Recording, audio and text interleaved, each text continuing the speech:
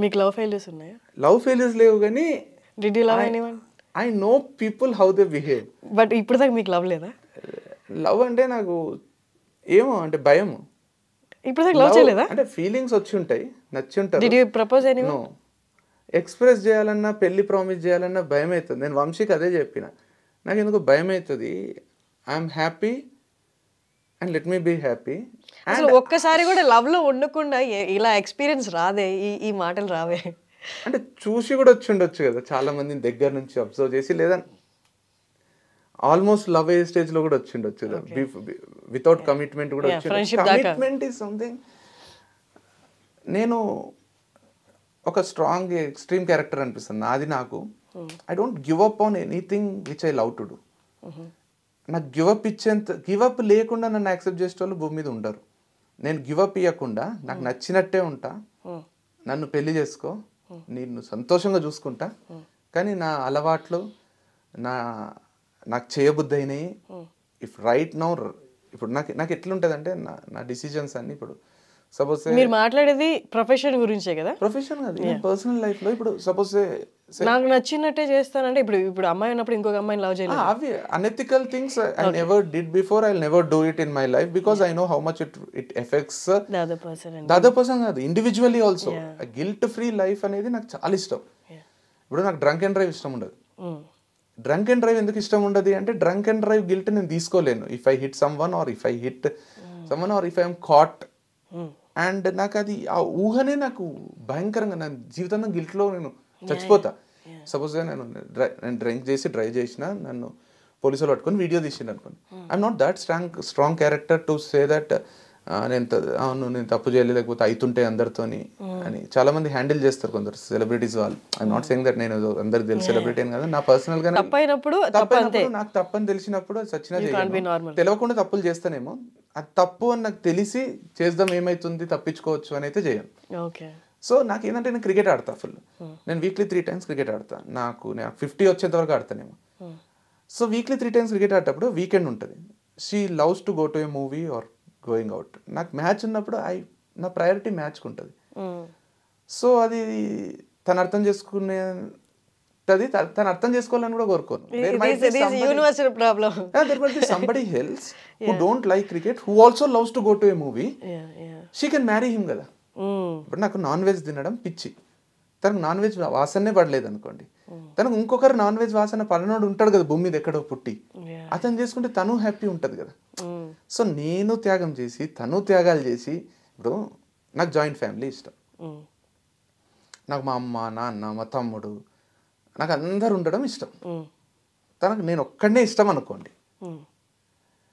తనొక్కటే ఇష్టమైనోడు కూడా ఎక్కడ ఉండింటాడు కదా. జాయింట్ ఫ్యామిలీ ఇష్టమైన వ్యక్తి కూడా ఎక్కడ ఉండింటది కదా. వాళ్ళిద్దరు కలవాలి, కానీ వీళ్ళిద్దరు కలిసి నా కోసం నువ్వు పేరెంట్స్ వదిలే అని తను అడగడం, నా కోసం మా పేరెంట్స్తో కలిసే ఉండని నేను అడగడం, తనకు ఇష్టం లేకుండా తను ఉండడం, నా కోసం కాంప్రమైజ్ అయ్యి. ఒక్కసారి ఒక వ్యక్తి కాంప్రమైజ్ అయితే మన నుంచి ఒక కాంప్రమైజ్ ఎక్స్పెక్ట్ చేస్తారు. నేను నీ కోసం, నాకు నచ్చకున్నా మీ పేరెంట్స్తో ఉంటున్నా, నువ్వు నా కోసం ఏం చేసినావు? ఆ క్వశ్చన్ వచ్చినప్పుడు నాకు ఎందుకు ఈ బతికింది అనిపిస్తుంది. లేదు వాళ్ళు చేయలేదు అనుకోండి, అయిపోయింది, అక్కడనే మ్యాటర్ ఏంటి కదా. నేను కూడా ఇప్పుడు నేను ఏదైనా చేసినాను, నాకు ఫర్ ఎగ్జాంపుల్ చెప్తున్నా, మేము టూర్ పోయినాం ఫ్రెండ్స్, గర్ల్స్ బాయ్స్ అందరం కలిసి 2 years అయింది. దాంట్లో ఒక వ్యక్తికి నాన్ వెజ్ ఇష్టం ఉండదు. లవర్స్ కాదు, ఫ్రెండ్సే, అయినా కూడా తనకు ఎవరు తిన్నా ఇష్టం ఉండదు. తను జెన్యూన్, తనకు వాసన పడదు, వామిటింగ్ వస్తుంది. సో తను ఎక్కడో కూర్చొని తినాల్సి వచ్చింది, మేము ఎక్కడో కూర్చొని. తర్వాత నేనేం చేసిన అంటే, పోనీలే అని, అరే 5-6 రోజులు కదరా, లైఫ్ అంత ఉంది, 360 రోజులు ఉంది, ఈ 1 week వదిలేద్దాంలే, ఎందుకు ఒకరిని అంతే లోన్లీ ఫీల్ అవుతాం, వదిలేద్దాం, మనం వేరే టైప్ ఎంజాయ్ చేద్దాం. 2 days అయింది. 3rd day అందరికీ మనం ట్రావెల్ చేసేదే different types of food explore చేయడం. నా మీద పగ పెంచుకున్నారు, కానీ నాకు నేను కొంచెం లీడర్షిప్ క్వాలిటీస్ ఉంటాయేమో కానీ నాకు కొంచెం ఎదురు చెప్పారు.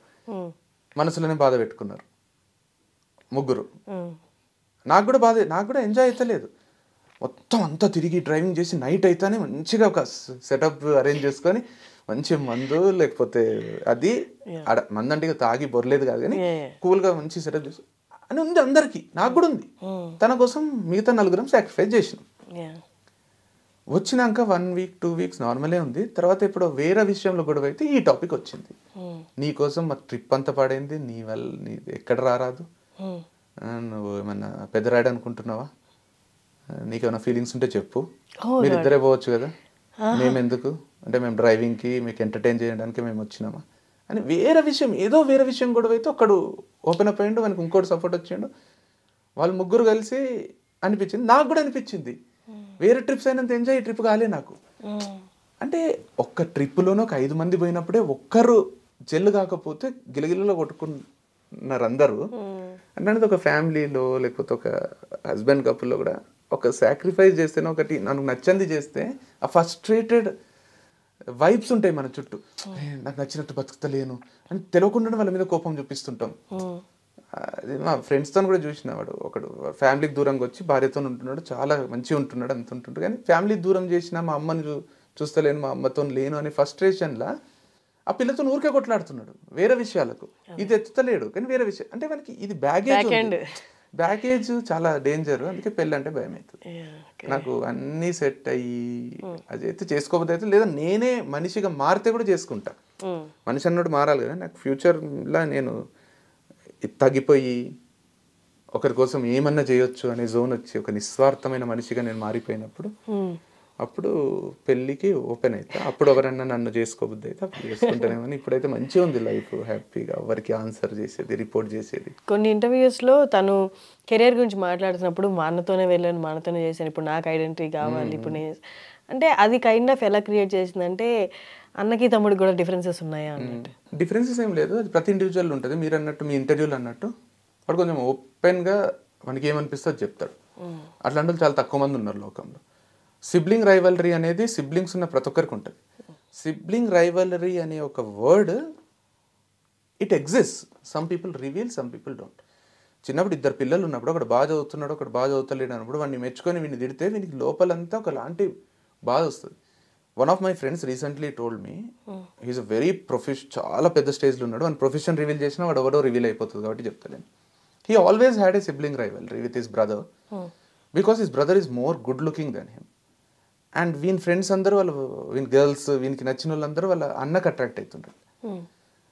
వీనికి చిన్నప్పటి నుంచి మా అన్న, నేను ఫ్రెండ్స్తో ఉన్నప్పుడు మా అన్న వస్తే మా అన్నకు అట్రాక్ట్ అవుతుందేమో, నా గర్ల్ ఫ్రెండ్ మా అన్నకు అట్రాక్ట్ అవుతుందేమో అనేది ఉంటుండేనంట వీనికి చిన్నప్పటి నుంచి. వాడు మొన్న నాకు రివీల్ చేసిండు, అరే సిబ్లింగ్ రైవలరీ అనేది నార్మల్ రా, ఇట్లా నాకైతే ఇట్లా ఉంటుండే అని. వాడు is one of the finest individuals, most reputed ప్రొఫెషన్లో ఉన్నాడు. అండ్ ఈ సెడ్ దట్ నాకు అనిపించింది, ఇప్పుడు మనకు అతడు సినిమాలో నేను బయటికి పోతలేనంట చూడు త్రిష, ఎందుకంటే నన్ను చూస్తే అక్కను ఎవరు ఒప్పుకోరు, నేను బెంజ్ అంబాసిడర్. సో సిబ్లింగ్స్ అన్నప్పుడు there is something. And Vamshi అది ఓపెన్గా చెప్పిండు, మా అన్నకు కొంచెం ఎక్కువ పేరు రావడం, ఎక్కువ వ్యూస్ రావడం, నాకు కొంచెం పిచ్చి ఏంటంటే ఆబ్వియస్గా అవుతుంది. ఇప్పుడు when we both release a post and వంశీకి ఫుల్ వ్యూస్, ఫుల్ అది వస్తుంటే నేనేం తప్పు చేసిన, వీనికి వీడు చెప్పించడం నిజంగానే నాకంటే బాగుందా అని నేను క్రాస్ చెక్ చేసుకుంటా. I don't reveal it saying that అరే నాకుంది, వంశీ మీద కుళ్ళు ఉంది, జెలసీ ఉంది, అదేం చెప్పాను. కానీ అది ఉంటుంది, అట్లనే అవతలలో చచ్చిపోవాలి. అది ప్రేమ సిచ్యువేషన్ డిమాండ్ చేసినప్పుడు సిబ్లింగ్సే నిలబడతారు. After all his brother, your brother, end of the day. కానీ చిన్న చిన్న అనేది అందరి లైఫ్లలో ఉంటాయి. అట్లానే మాకు డిఫరెన్సెస్ వచ్చినాయి ఏమి ఉండదు ఇప్పుడు.